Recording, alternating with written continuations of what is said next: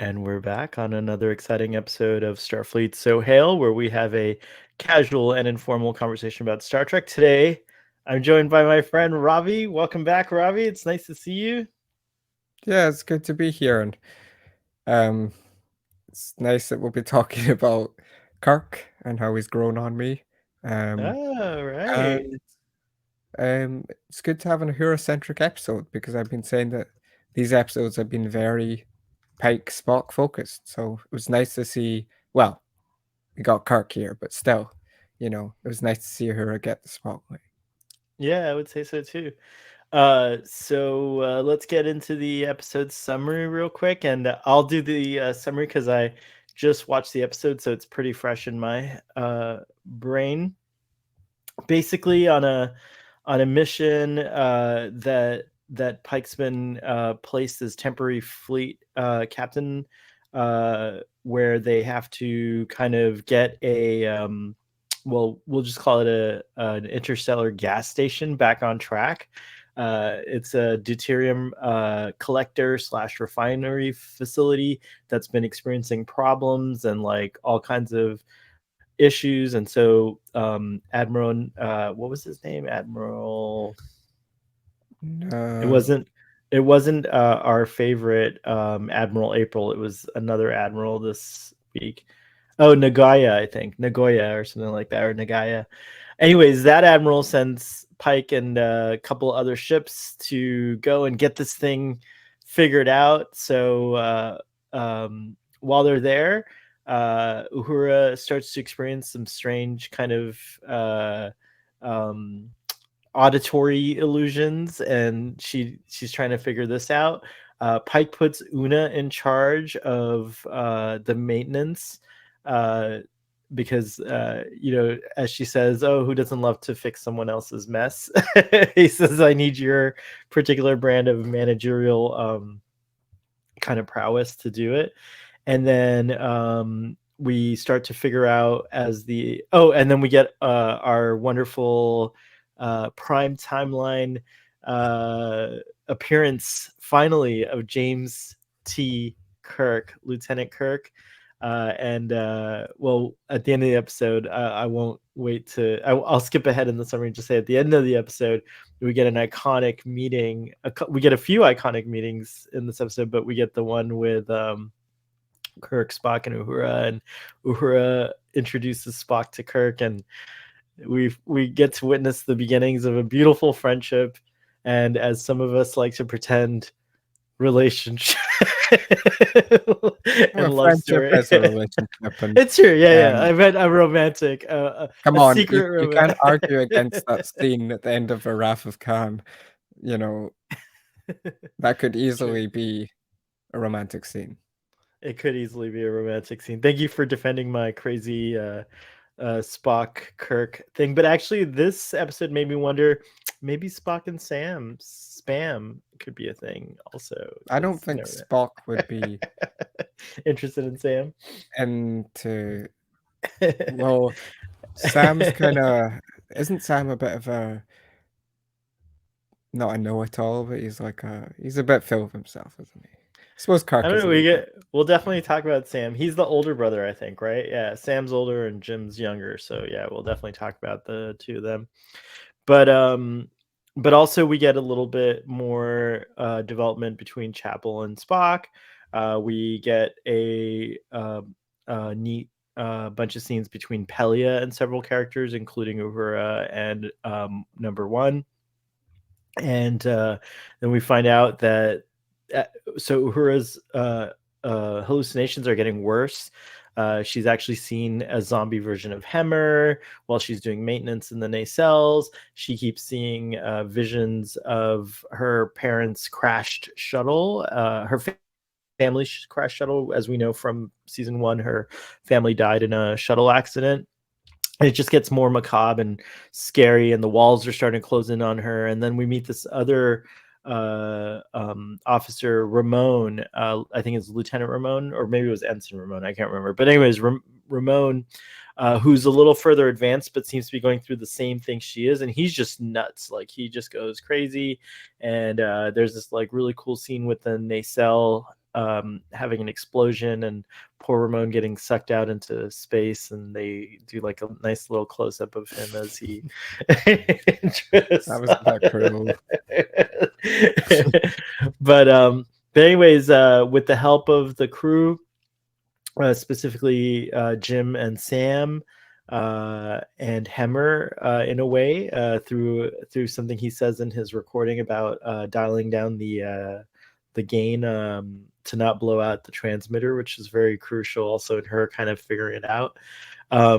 They realize that there are interdimensional beings that are attached to actual atoms or molecules in our dimension, and that we're torturing them every time because they're attached to the deuterium, so we're torturing them every time we're collecting deuterium, and so they all race to they all tell Captain Pike, you've got to stop this. They can't shut down the reaction, so what do? They blow it up. It's great. And then finally, as I alluded to earlier, we get this like nice scene where everyone's kind of chilled out and relaxed finally after all this, and uh, uh, Kirk and Spock meet, and that's it. The episode ends on that beautiful shot zooming out in the lounge, and then the doors closing behind.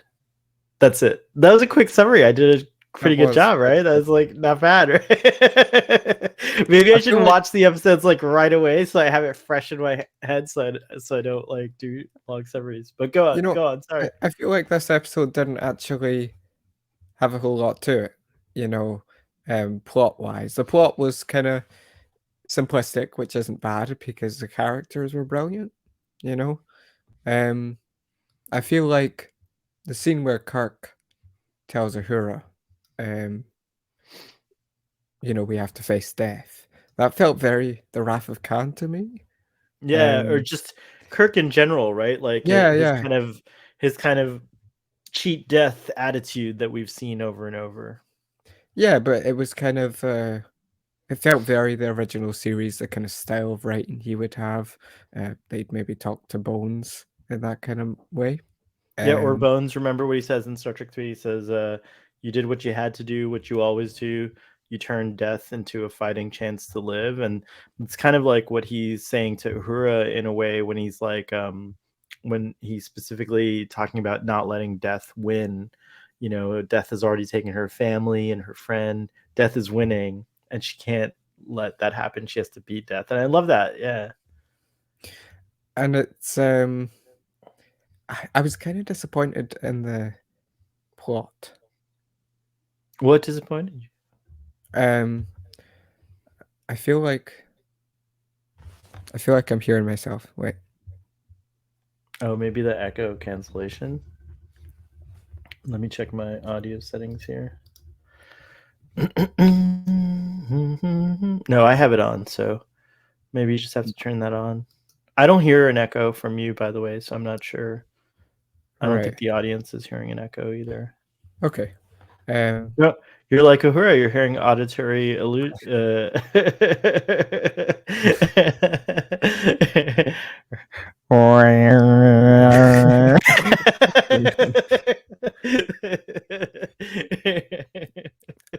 um, maybe it's because the last Uhura episode is probably one of my favorite of this show. I feel like Children of the Comet, that was a great mix of character exploration and mystery. It was an old style plot that felt new because it felt like an intelligent story. It was all about communicating, but it was in an interesting way. It wasn't as TNG season 7 Oh, as you this thought this? felt. Yeah, I've seen that a lot on the internet. People are equating this to TNG, but I agree. But I think it's a positive, like in a good way. Like I think they're doing it in a way that like those are one of the things that I personally liked about TNG was kind of like that sort of like there's a crisis, but we're professionals and we got to figure it out, and like pulling ourselves together and teamwork and all all that good stuff. Because I saw on Twitter, it was a video of Brent Spiner's Data. I think it was in Phantasms, the season 7 episodes, where he's in the turbo lift and he's just like stabbing Troy. Oh Um, gosh, and I it remember that. the kind of horror vibe. This felt like it could have been a Brannon Braga episode if they'd really went into the horror for.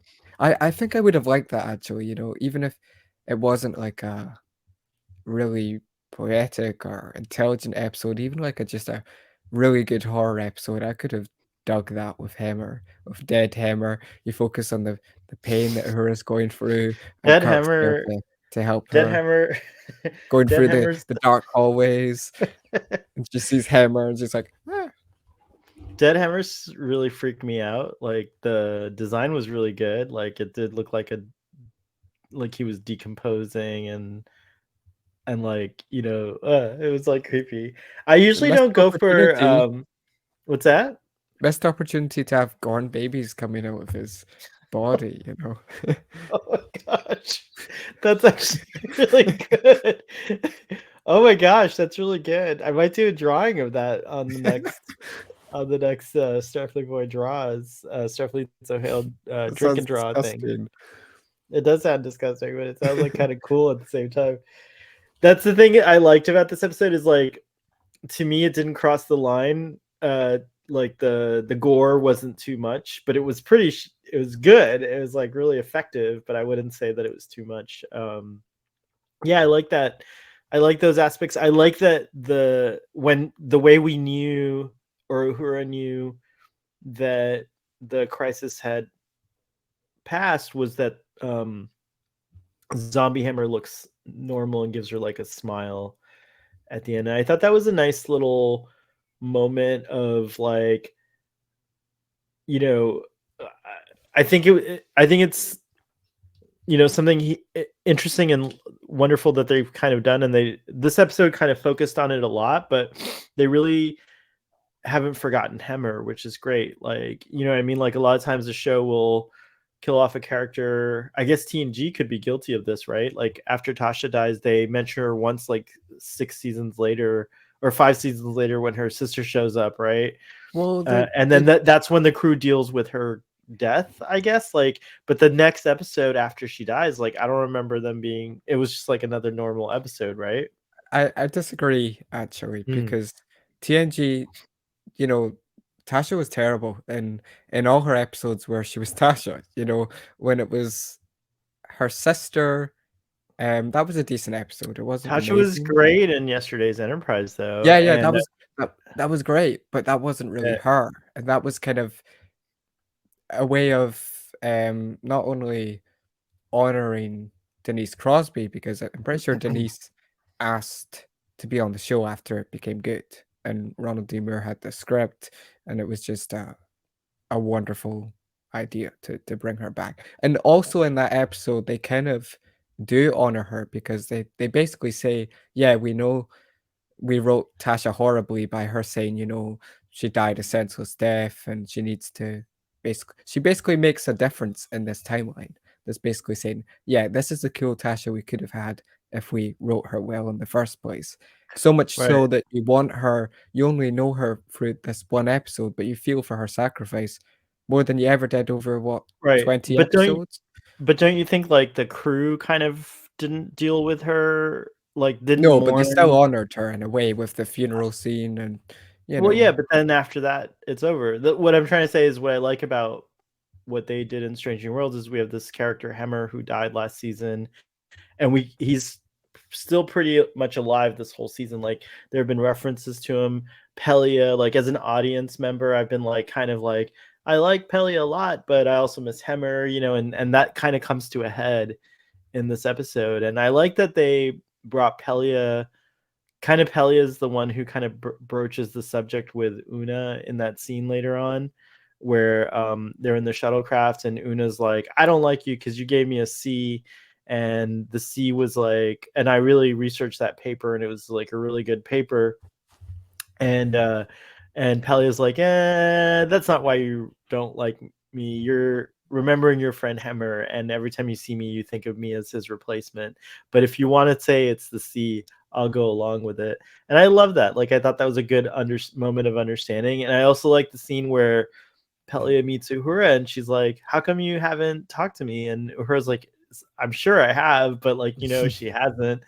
And then she's like, that scene's a little shorter, but like I think it's important to show Pelia. I think it's great that Pelia is kind of helping them heal by kind of like not letting them keep it under like wraps. Like she's forcing them to kind of like deal with the situation.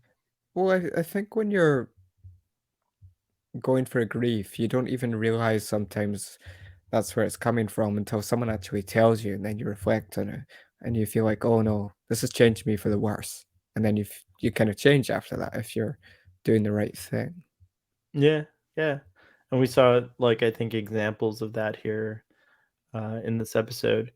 What did you think of what did you think of the refinery? And like I think that's something new we haven't seen in Star Trek really before. It's like a new kind of structure, and how they mine for fuel and stuff like that.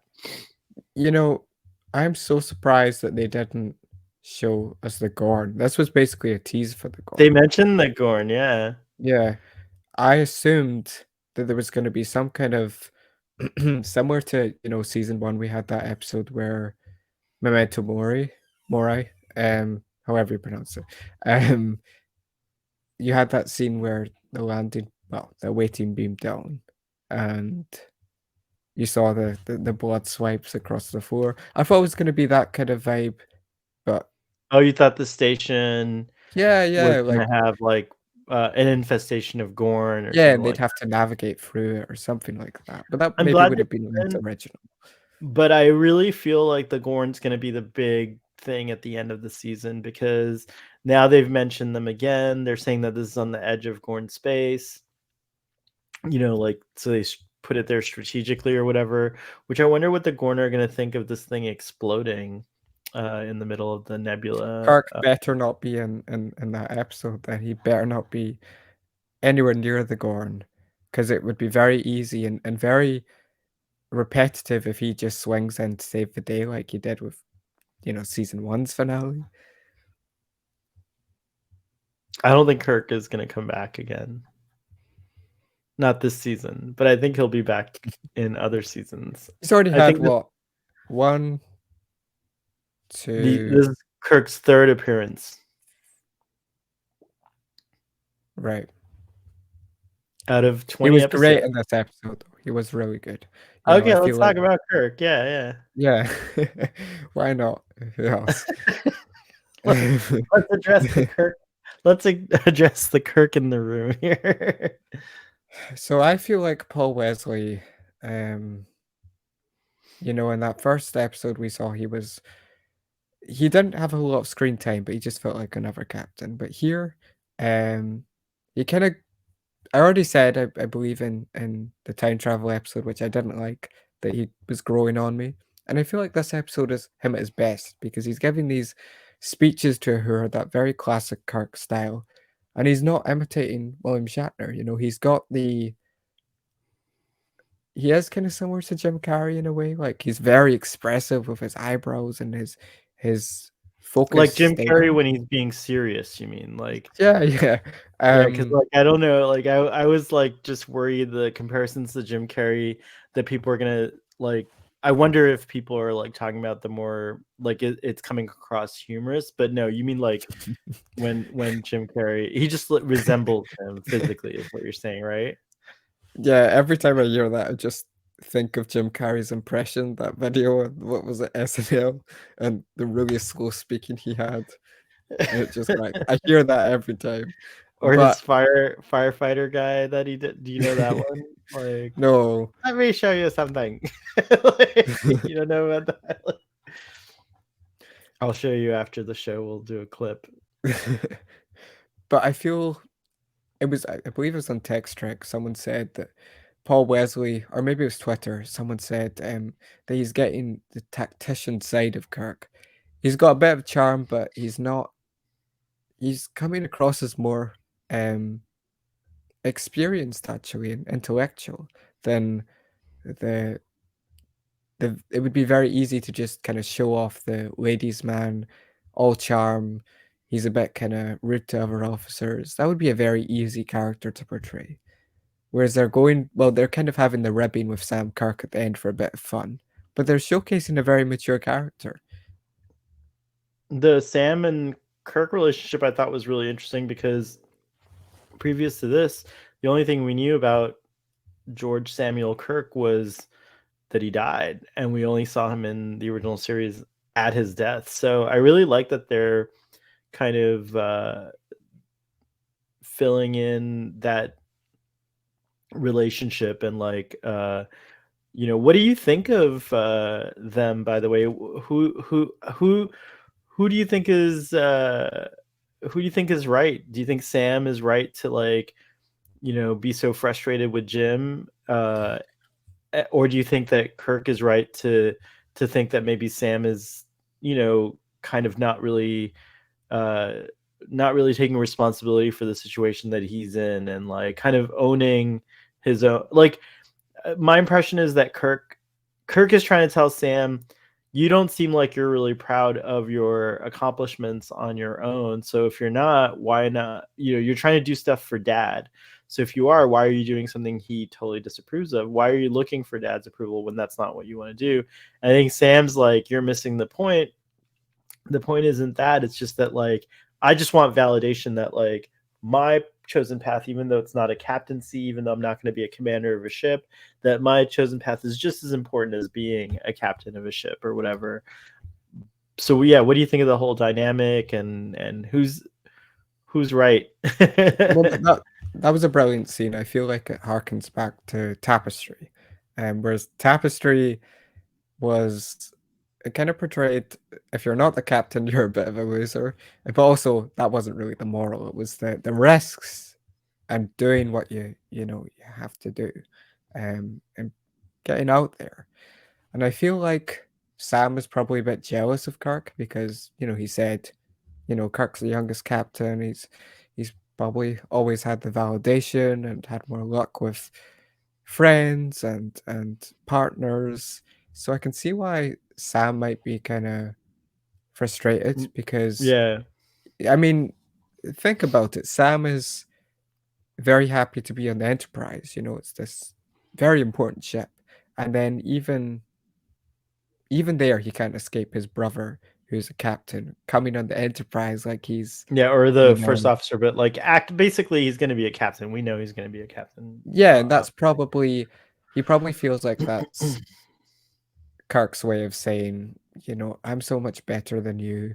And, Sam even saying that stuff to Kirk is probably him just trying to remind himself and tell himself, no, this is fine. This is actually a good place to be. But I feel like Kirk was being quite cheeky, with the His compliments. He does jokes a couple times that don't go well in this episode, like with Sam, with Uhura, he's trying to make jokes and she's like not like he's kind of like yeah, but anyways, carry on.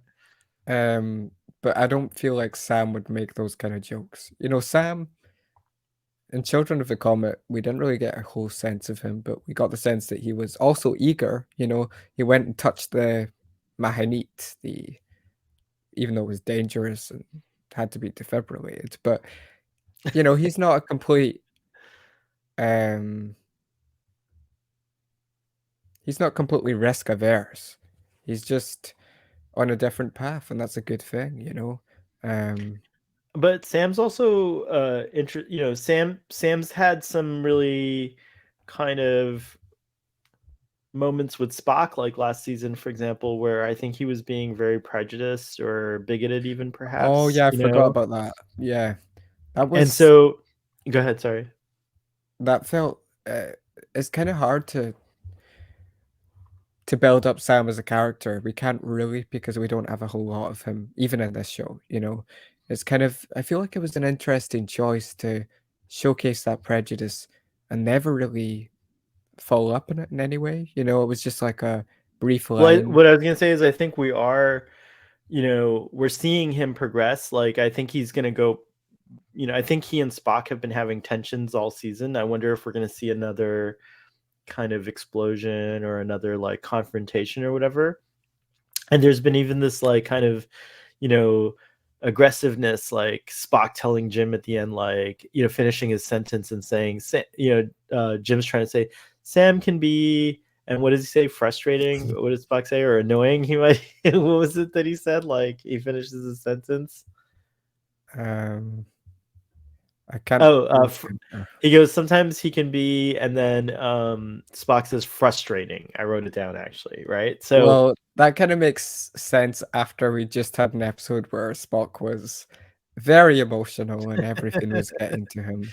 but I But I guess can my see that yeah, Sam is very logical, so of course Spock's going to be annoyed at that. You know, at least from the wee bits we've got, the fact that Sam is just ready to touch whatever, and um, but he also also tries to the call prejudice. things out. Yeah, well, I mean, there was definitely that little prejudice coming out. I'm not saying like I would say maybe judgmental is. I don't think Sam is a person with hate in his heart. Like I don't think he hates, you know, Vulcans or has like a deep, you know, seated like prejudice or racism, but he definitely has biases or like you know, things that maybe he hasn't thought through, like ideas about, you know, things Well, Archer did, specifically, you know. you know. Yeah, Archer too, and you know, there's a long, you know, and that's the thing. It's complicated because there's a long history of, you know, humans and Vulcans having like a kind of thing.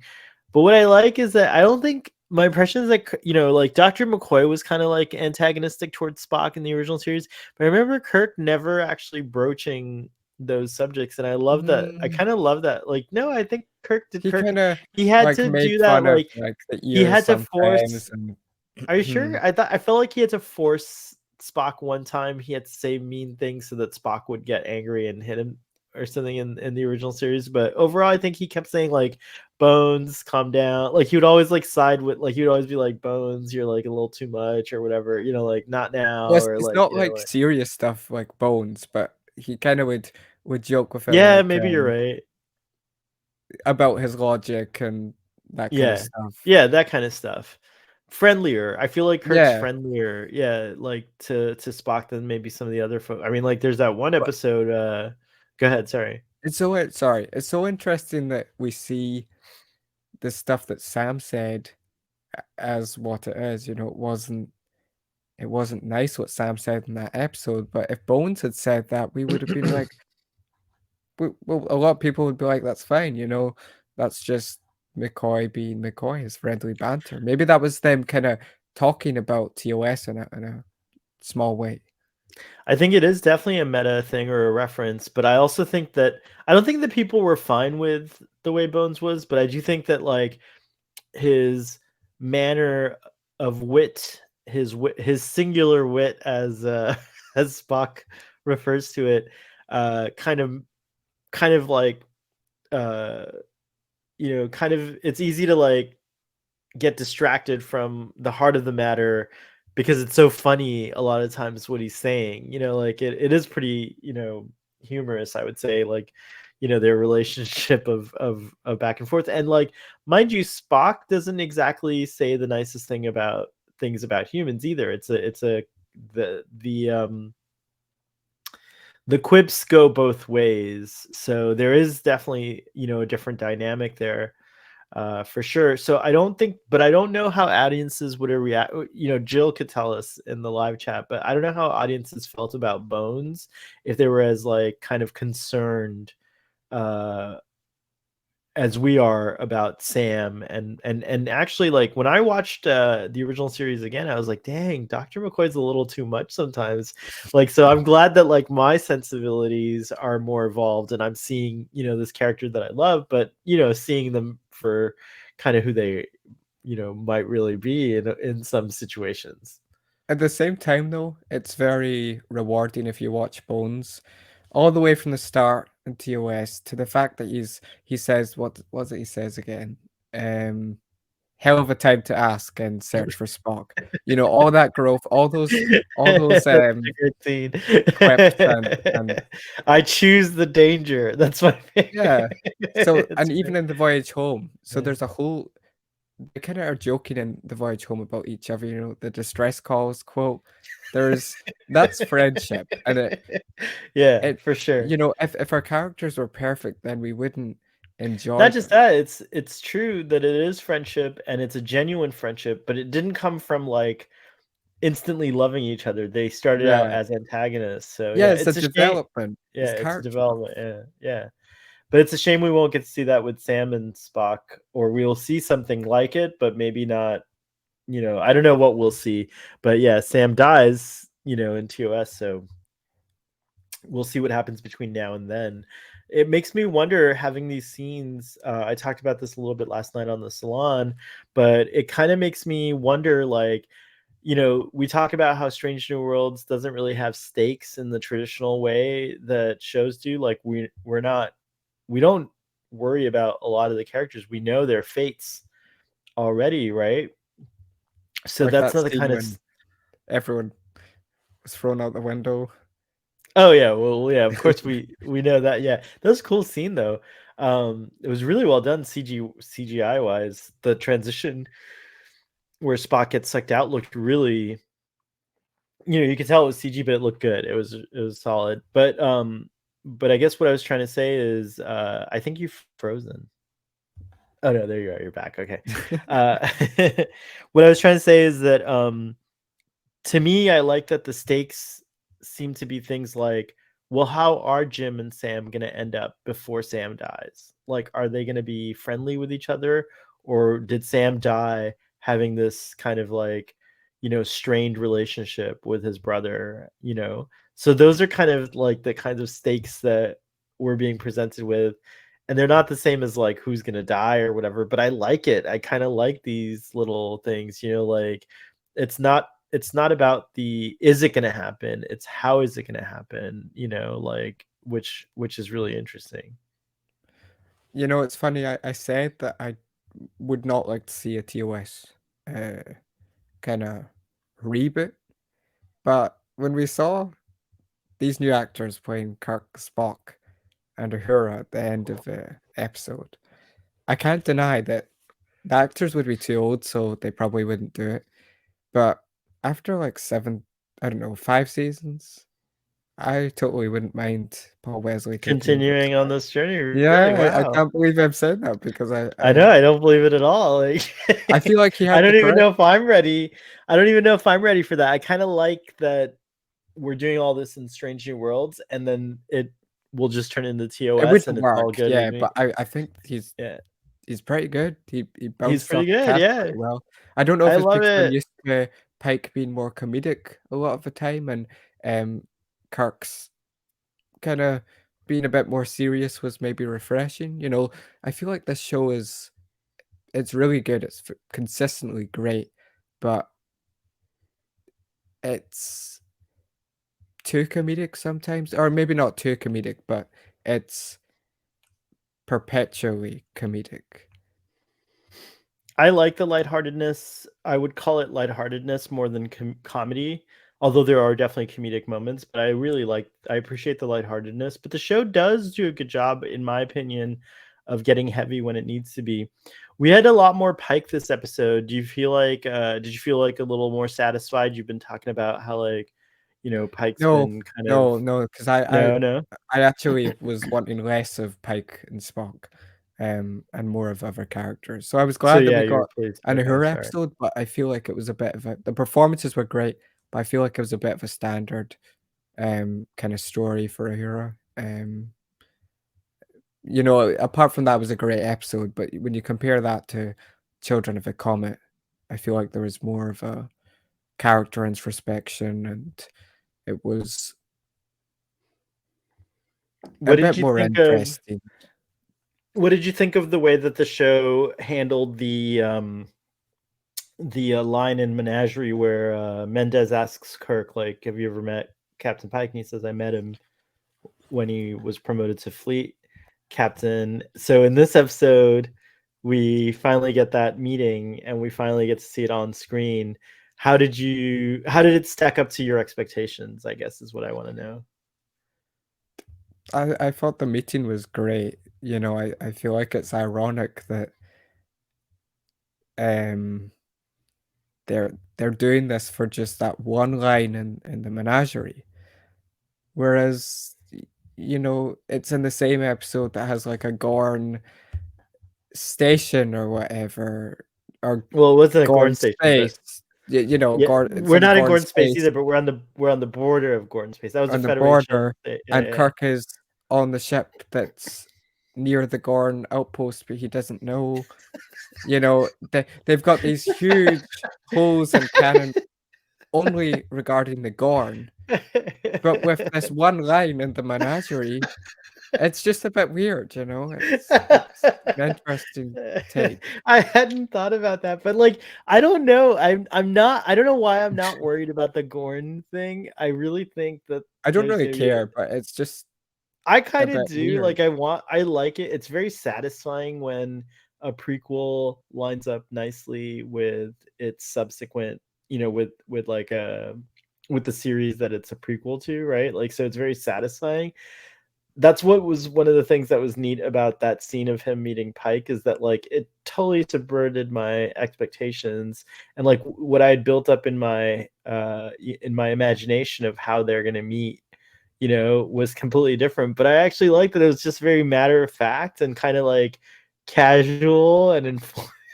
Like it wasn't as big a deal as like and neither is that line in the menagerie. But You know how I expected it to be some kind of chess match. That would be such a fan servicey way to do it. Do you play well, the chess? chess match, yeah, but the chess match should be with Kirk and Spock, not with. No, that's what I'm talking about, Kirk Yeah, and yeah. Spock.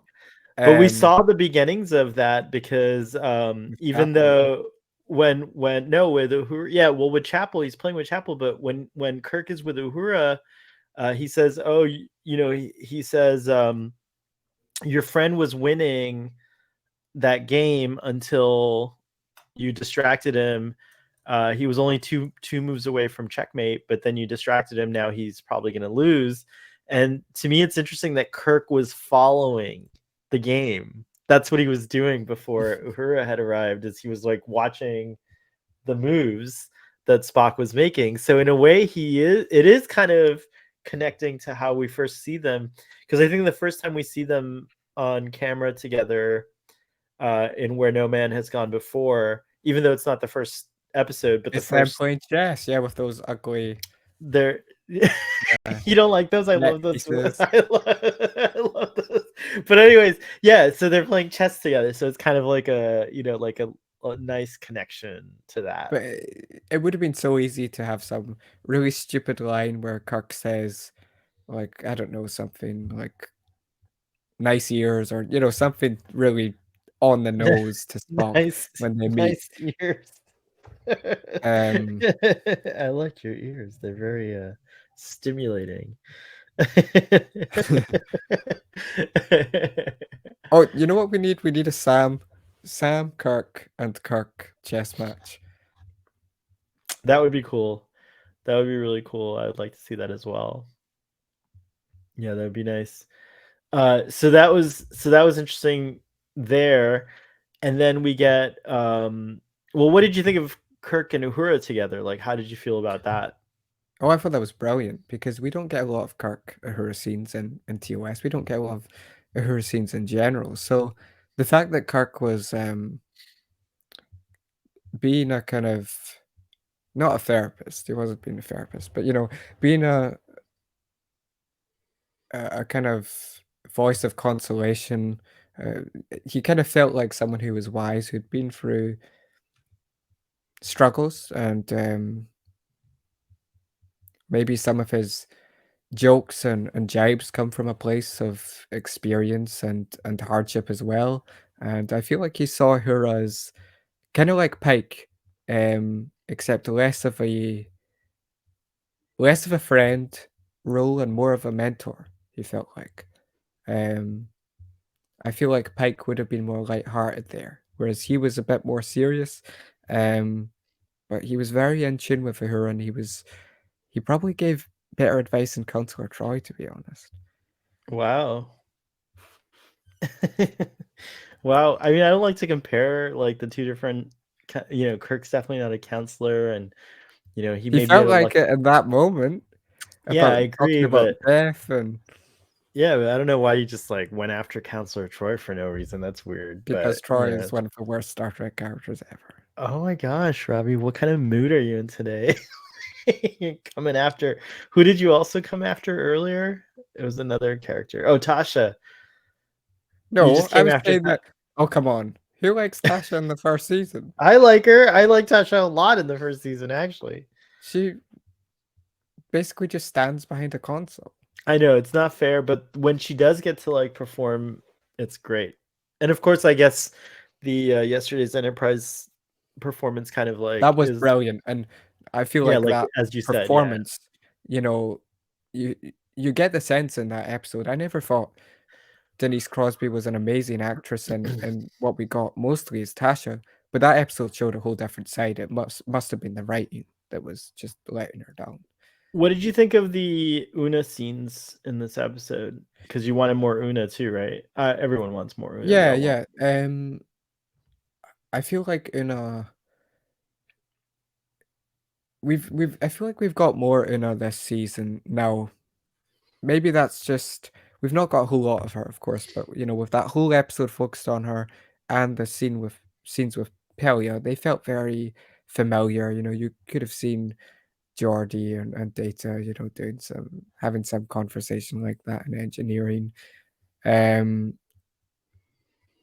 I'm not sold on Pelia. I think it's just their performance is not for me, but um, I like what they're doing with the character. Um, I feel like Hammer. I feel like You miss Hammer's. Hemmer. I I didn't miss Hammer in this episode. I've missed Hammer over the course of a season, but I feel like the how-to videos was a bit lackluster if you're going to show Hammer again. Um, But isn't that all we have of people after they die? Is like videos and photos and stuff like that. And I mean, I certainly feel like I've done how-to videos for friends. Like they might, when I'm gone, they might stumble upon them. Maybe some of them use them on a regular basis to like remember how to do a certain task that they don't do. So I thought that was very touching, and very like I thought it was appropriate. I thought it was appropriate that she looks at that and she's looking. She needs it first of all to do her job. That's not like her regular job, so she doesn't have the procedures memorized. But when she's like doing that, it is kind of a reminder of Hemmer, which is kind of sweet, I guess. yeah, maybe I'm actually in the same position as Una because she was. I'm not a huge fan of Carol Kane's performance. That's her own kind of character, and You have that's something against space hippies? no, no, no. Just like That's what the remember Una called her a space hippie. I just can't take her seriously, but maybe that's There is why a degree. I think that's intentional. I think there's a foolishness, intentional kind of flibberty gibbetness, foolishness to the character that she puts on herself to kind of, you know, like to kind of fend off people in a way. Like, she's kind of ridiculous I think on well, purpose. I don't know. Quark was ridiculous. Yeah, yeah, that's similar. Very true. That's true. There was Um, a there's a degree of that, but it doesn't. I think that's the thing is that like she's clashing with the other personalities because everyone else is so serious. yeah, it's a shame that we can't have Hammer and Tar in an episode together because they're such differing characters. He's so What did you think grumpy. of her dissing Hemmer to Uhura and saying, "Oh, he was one of my best students." Actually, that's a lie. He was okay, but look where he ended up. He ended up on the Enterprise, so that's pretty cool, right? That kind of ties. I feel like that kind of ties into Sam Kirk as well. The fact that he is a xeno anthropologist, Yeah, or it was Xeno biologist, I think, or something like that. xenobiologist. Um, I think Burnham had a degree in xenoanthropology. yeah, yeah, I think she did. Yeah. Um, yeah, I feel like that tied well into unintentionally, probably, but I suppose this episode was about moving forwards, and being happy with where you are in the moment. If you kind of combine the death of Hammer and Sam Kirk and Pelia. Um, I like the Pelia stuff. It was very much like a B plot of a B plot, you know, and you got those in the older episodes, but it kind of tied thematically into the whole story. How are you M- feeling about Spock and Chapel?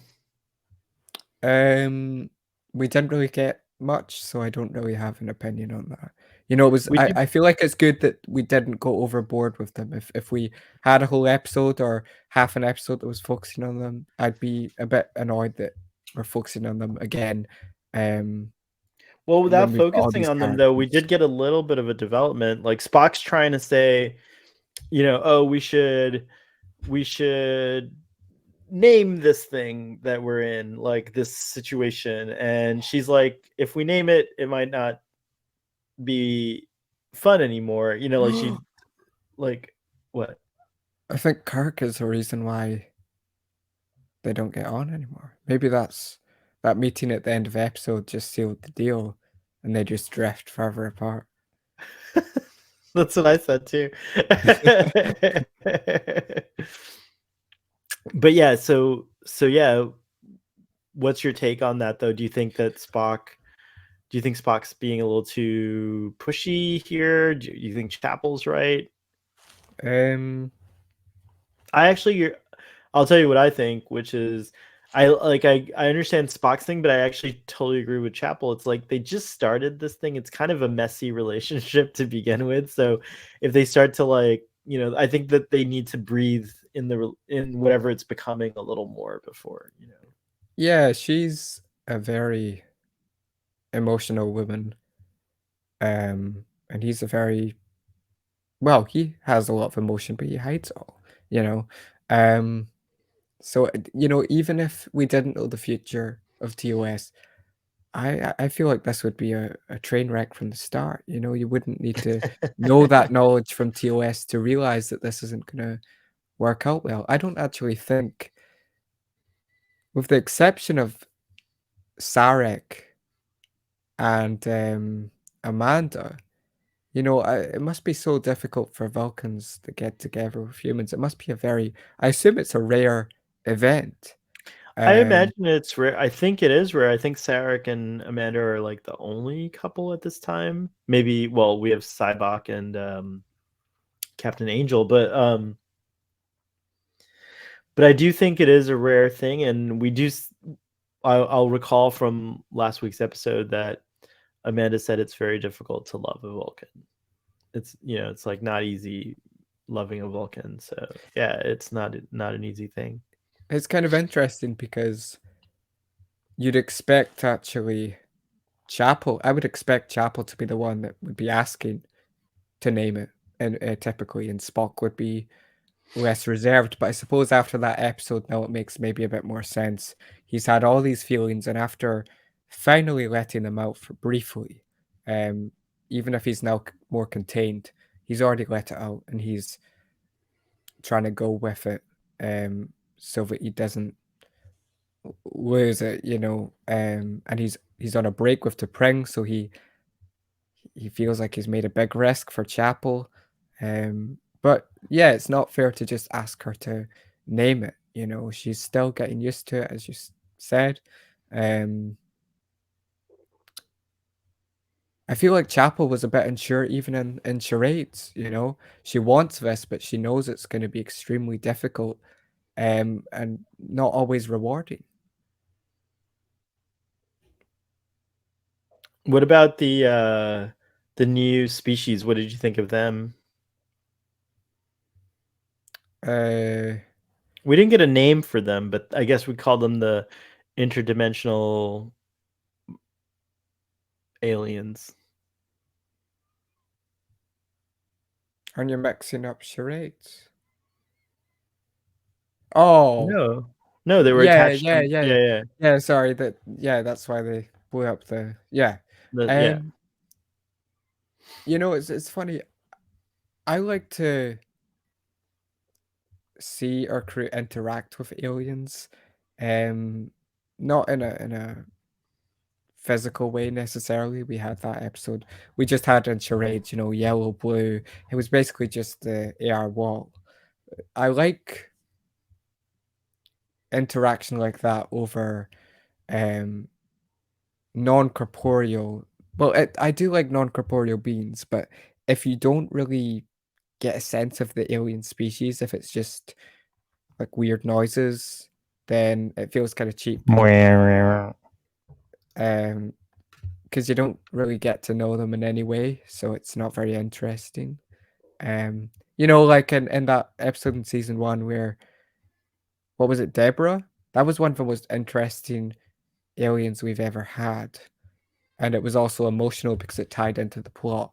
Whereas we didn't really get any depth to them, so I don't really care very much. I couldn't have cared less if they'd died at the end of the episode, even though that was the message, you know, let's save them or not. But that wasn't really the story. It was about grief.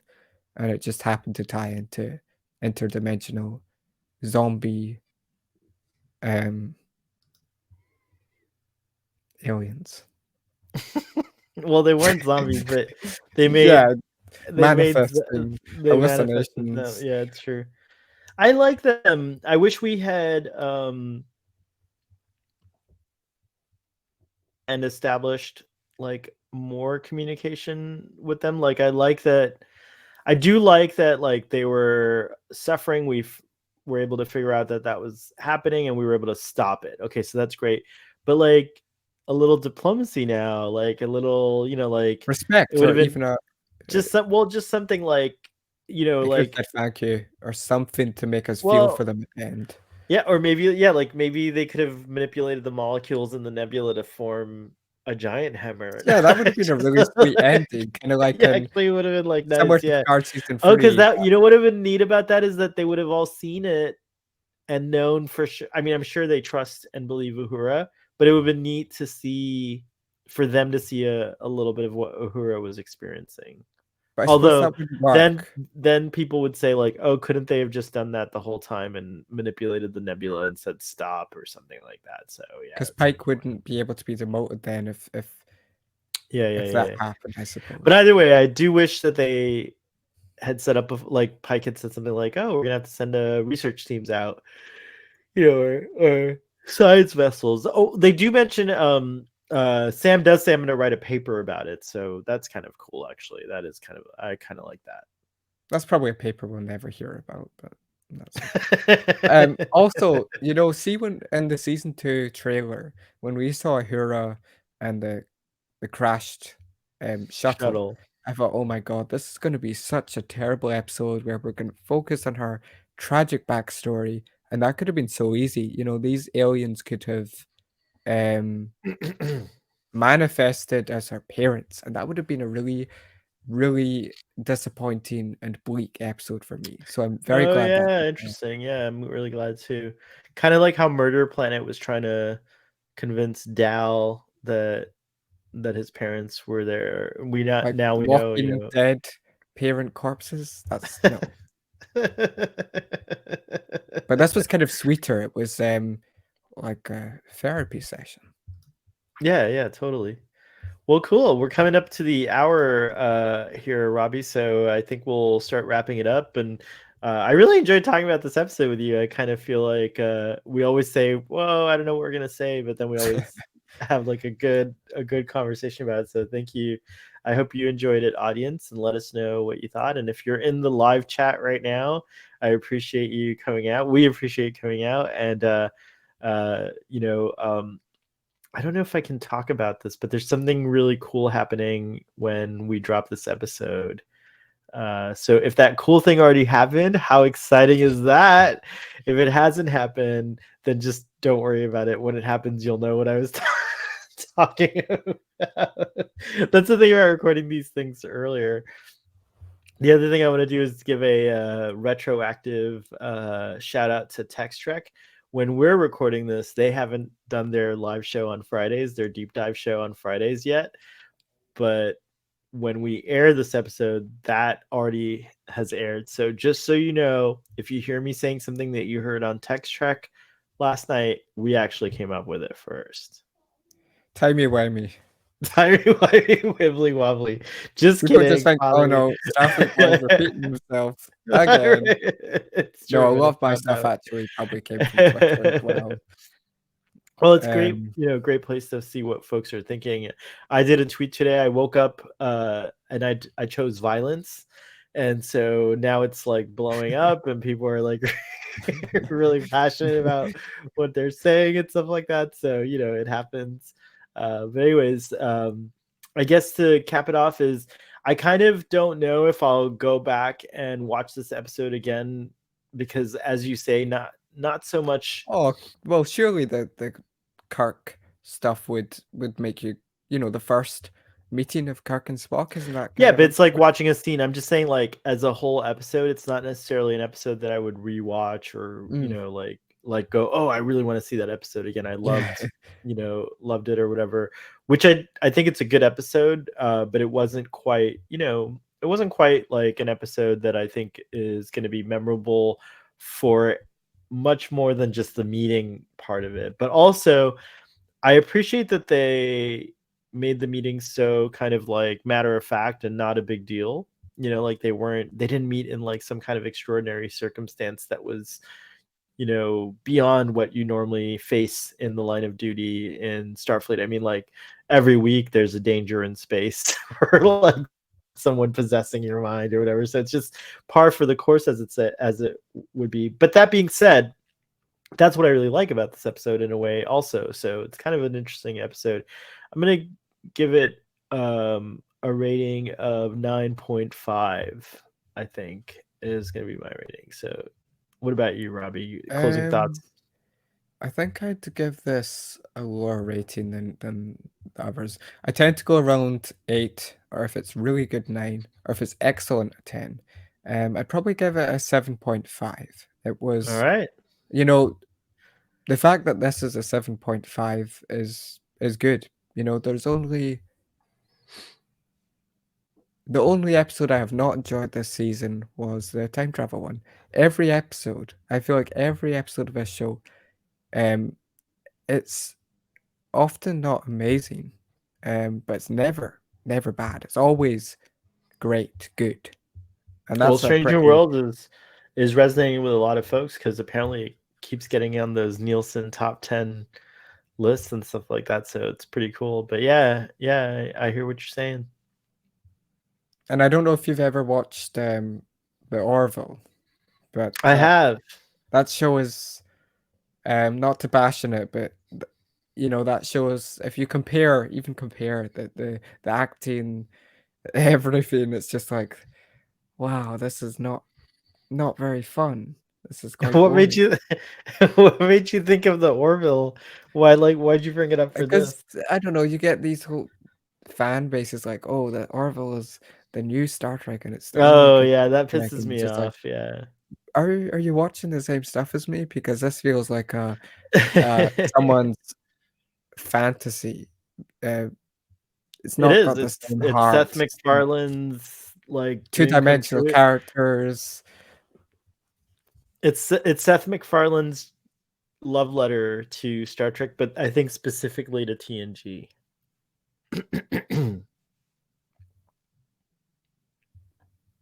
Yeah, this show's better. Yeah, this show's way better. This show killed the Orville, as a matter of fact. I think this is the show that was the response. The Orville was getting a lot of attention, and people were like, "Oh, this is like what you said." They were saying like, "Oh, I like this vibe better than what I'm seeing on Star Trek." And then Star Trek was like, "Okay, here's something way more this you want something like that, like here you go, but it's also Star Trek." And I think that's Yeah. what killed your Well, also, like, it's this is ironic actually because you've got Trek people over there, what, Brannon and yeah, I mean, like it's Mike not a bad show. I'm just saying and it's interesting Drex. that like people were saying like, oh yeah, this feels like Star Trek, and then Star Trek's like, okay, here you go, and then now the Orville's gone and it probably will never come back again because who needs it Take now? to a hint of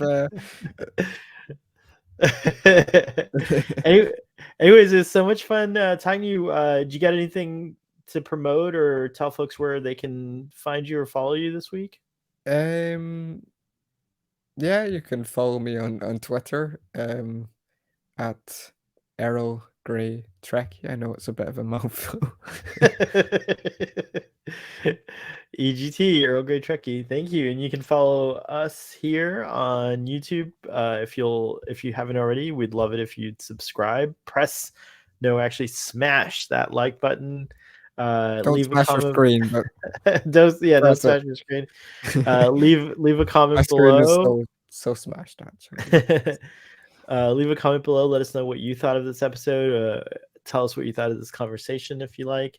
Yeah, if there's nothing more, then Robbie, I bid you adieu. I say live long and prosper, and we will see you next time.